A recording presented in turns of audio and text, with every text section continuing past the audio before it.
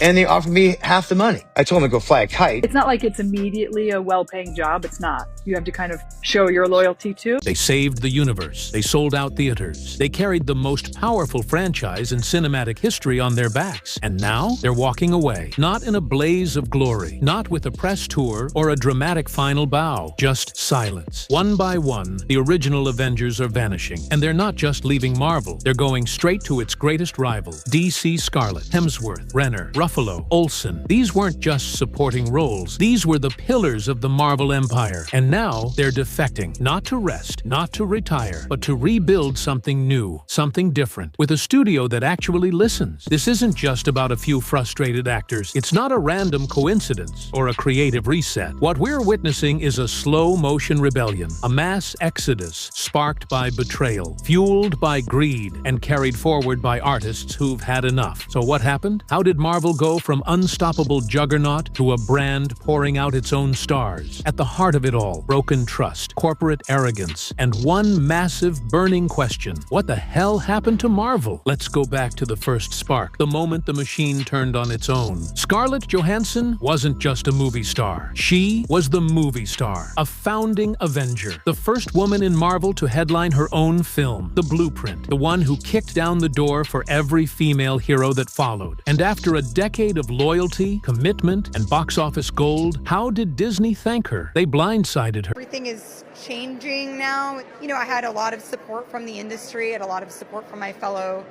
co-stars, and I'm really happy that no one else will have to deal with what I had to deal with. In 2021, Black Widow was set to be her long-awaited solo film. Fans had been begging for it since Phase 1. Theaters were reopening. Millions were on the line. But at the last second, Disney made a move that sent shockwaves through Hollywood. They dropped the film on Disney, plus the same day it hit theaters. To the average fan, that might not seem like a huge deal, but for Scarlett, it was massive. Her contract tied a huge chunk of her income to box office performance, not streaming. That move didn't just undercut her paycheck, it sliced it to pieces. Tens of millions gone. So she fought back. Scarlett filed a lawsuit, not behind closed doors, public, loud. She accused Disney of breaching her contract, of pulling a fast one when no one was looking. And instead of settling it quietly, Disney did something unthinkable. They attacked her publicly. Their official statement painted her as selfish, greedy, tone-deaf to the global pandemic. They tried to make her look like a villain for standing up for the money they had promised her. This, coming from a company worth over $150 billion,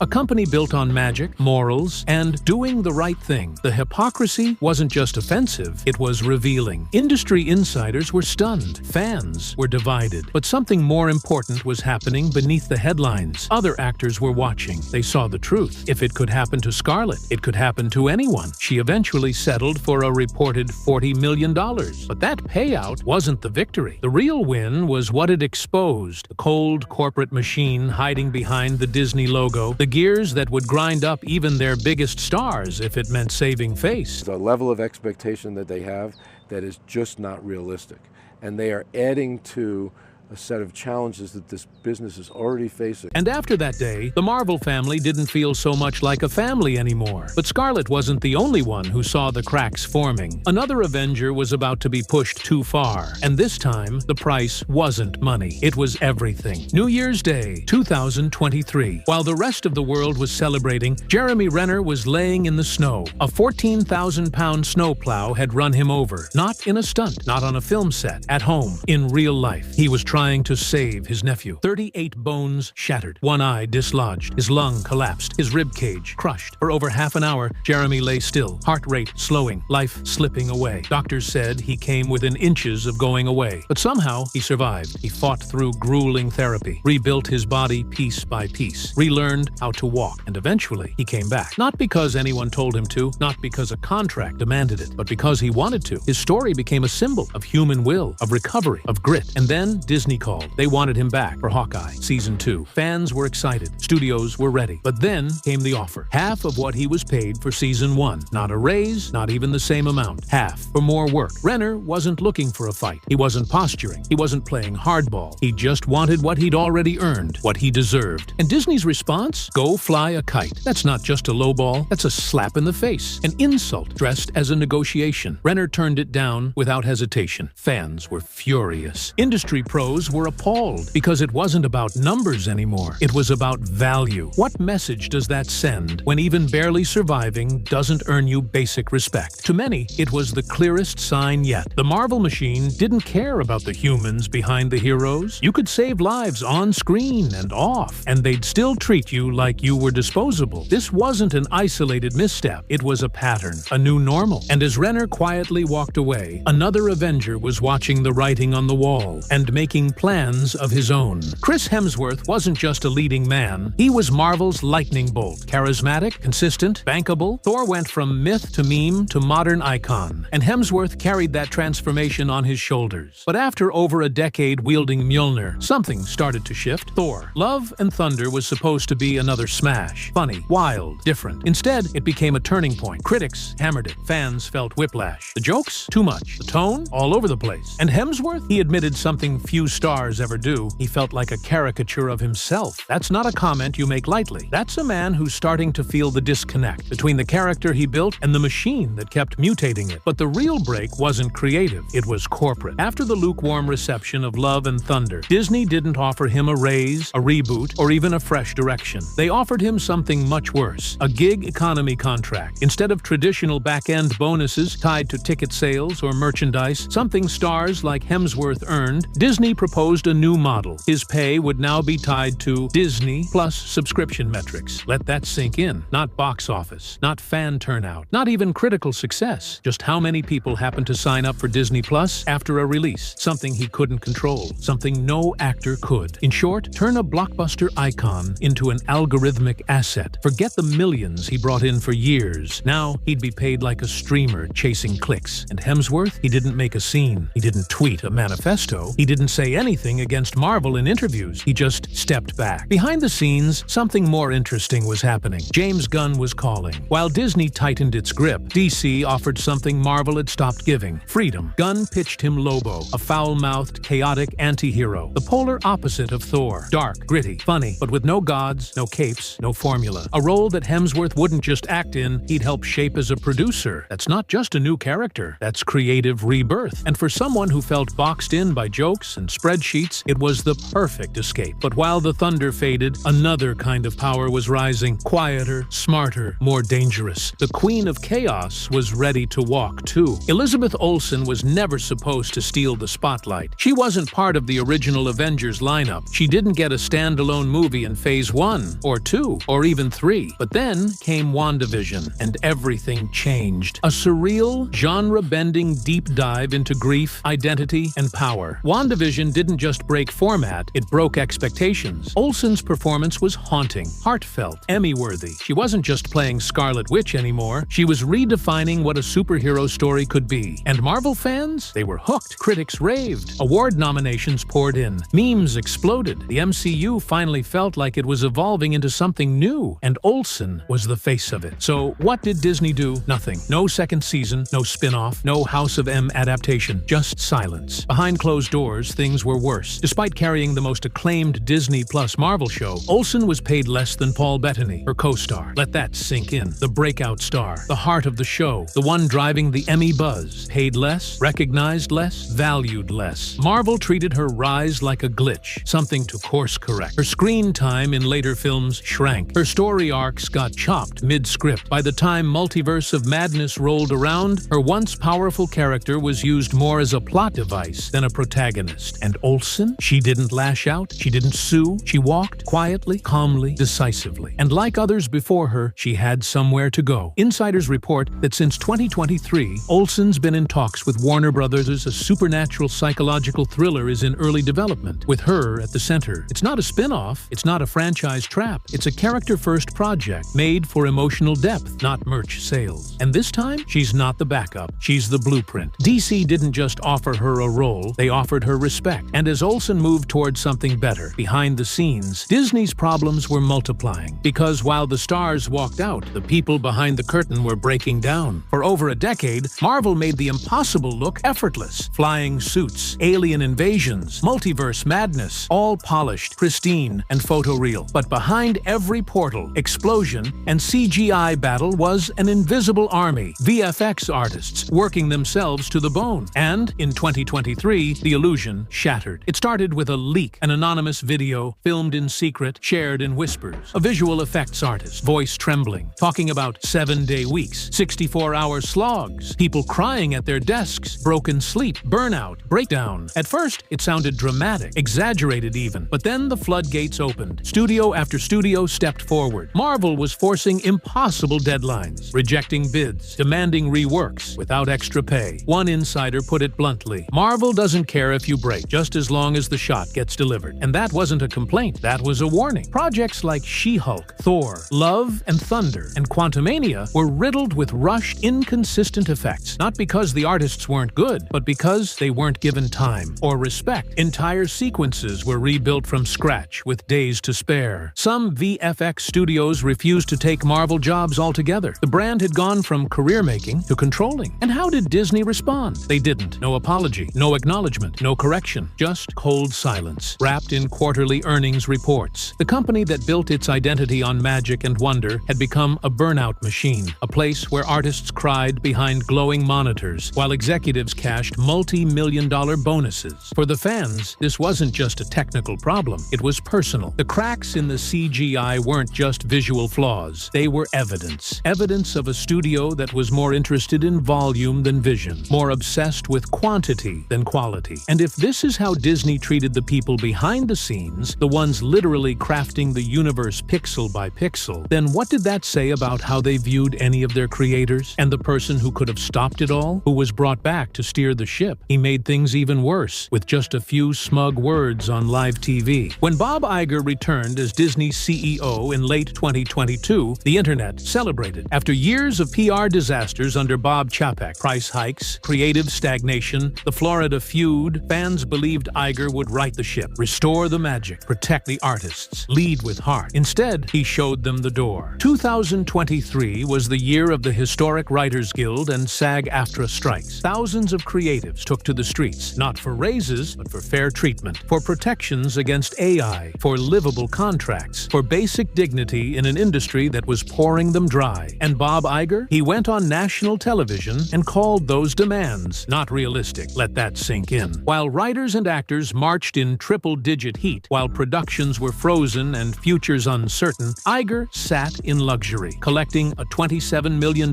paycheck and telling the world they were asking for too much. To the striking creatives, it was more than disrespect. It was a declaration. You don't matter. It wasn't just a PR blunder. It was a betrayal. Marvel's heroes weren't just actors. They were storytellers, collaborators. And when they looked up and saw the face of leadership calling their struggles unrealistic, something snapped. Because how do you keep building a universe when the people building it are treated like liabilities? Then came the layoffs. Over 7,000 Disney workers cut, theme park prices raised, executive bonuses intact. Even worse, when Disney was quietly settling a lawsuit over a child's tragic allergy-related demise at one of its restaurants, Iger said nothing. No statement, no empathy, no attempt to address the human cost behind the headlines. Bob Iger didn't come back to save Disney. He came back to streamline it, to cut, consolidate, and cash out. And in doing so, he lost the one thing every leader needs: trust. The trust of creators, the trust of fans, the trust of the actors who gave Disney its most iconic faces. And while the house was burning, another studio was moving, quietly, precisely, and with one goal in mind: rescue the people Marvel left behind. While Disney was imploding from within, another studio wasn't just watching, it was moving. Warner Brothers had stumbled for years trying to match Marvel's formula. They tried to build a shared universe with shortcuts, fast tracks, and overstuffed scripts. But after flops, fan backlash, and internal chaos, they stopped copying and started reimagining. At the heart of that that shift? James Gunn, fresh off Guardians of the Galaxy Volume 3. Gunn wasn't just switching sides, he was flipping the entire script. Alongside producer Peter Safran, he launched a 10-year roadmap for DC Studios. But the real genius wasn't the timeline, it was the people. Behind the scenes, Gunn began making phone calls, not to casting agents, not to marketing teams, to actors, the ones he worked with, the ones he trusted, the ones he knew were fed up. This wasn't a poaching effort, it was a rescue mission. He didn't lead with billion-dollar contracts or empty promises. He led with something far more powerful in Hollywood: respect, producer credits, creative input, collaborative vision, conversations, not orders. Jeremy Renner, still recovering but eager to tell new stories, was pitched a Watchmen-style project, dark and character-driven. Chris Hemsworth was offered roles that Disney would never greenlight: gritty, morally gray anti-heroes like Lobo or Orion. Elizabeth Olsen, a supernatural psychological thriller designed around her range, her instincts, her strengths. Not a cameo, not a franchise cog. A lead performance built from the ground up. Even the quiet voices, the ones not trending, were getting calls. Mark Ruffalo, Paul Bettany, even Paul Clementif, actors who had been sidelined or simplified by Marvel's spreadsheet logic, were now being invited into something real. Gunn wasn't building a franchise, he was building a filmmaker's playground, a space for weird, bold, emotional storytelling. Not just another cinematic universe, a creative rebellion. And one by one, Marvel's pillars began to drift toward the other side of the battlefield. And then came the final rumor, the one that made every insider stop and whisper the same thought. They wouldn't really do that, would they? Whispers turned into shockwaves. Inside Hollywood, casting rumors are constant. But this one hit differently. Not just because of who was being considered, but because of what it meant. James Gunn wasn't just rebuilding the Justice League, he was considering turning it into a meta-casting event. A cinematic turning point so symbolic, so deliberate, it would shake the foundations of both franchises. Scarlett Johansson, Chris Hemsworth, Elizabeth Olsen, Mark Ruffalo, former Marvel legends, stepping into DC's most iconic roles, not as gimmicks, not as Easter eggs, as a statement. Olsen as Zatanna, a complex, mystical lead in a noir-style supernatural saga. Hemsworth as Lobo, a chaotic, foul-mouthed space outlaw. Ruffalo in a grounded, psychological miniseries about trauma and grief. And Johansson, rumors swirled that she was co-producing a gritty, Catwoman-style espionage thriller. Not one-dimensional heroes, not CGI punchlines. Characters, stories. Wait, this wasn't stunt casting. It was symbolic revenge. The very people who built Marvel, now rebuilding its rival. And the fans? They noticed. Imagine the emotional impact. Watching the actors who once saved the world in red and gold now rise in black and blue. Not because they burned out, but because they evolved. Because one studio listened and the other didn't. Marvel had become backward and breathless, recycling the same formulas, fumbling new characters, chasing ghosts of past success. DC, once roasted, now looked hungry. Strange, bold, alive, Swamp Thing horror. Woman of Tomorrow, the brave and the bold. Stories that didn't follow rules. Stories that meant something, and all of it led by actors who weren't ready to retire. They were ready to create again. This isn't about Marvel versus DC anymore. It's not about heroes or villains. It's about a changing of the guard. A moment in entertainment where the artists took back the power from the machine. So, if you're wondering why your favorite Avenger won't be back next season, the answer's simple. They didn't quit. They evolved. And the revolution? It's already begun.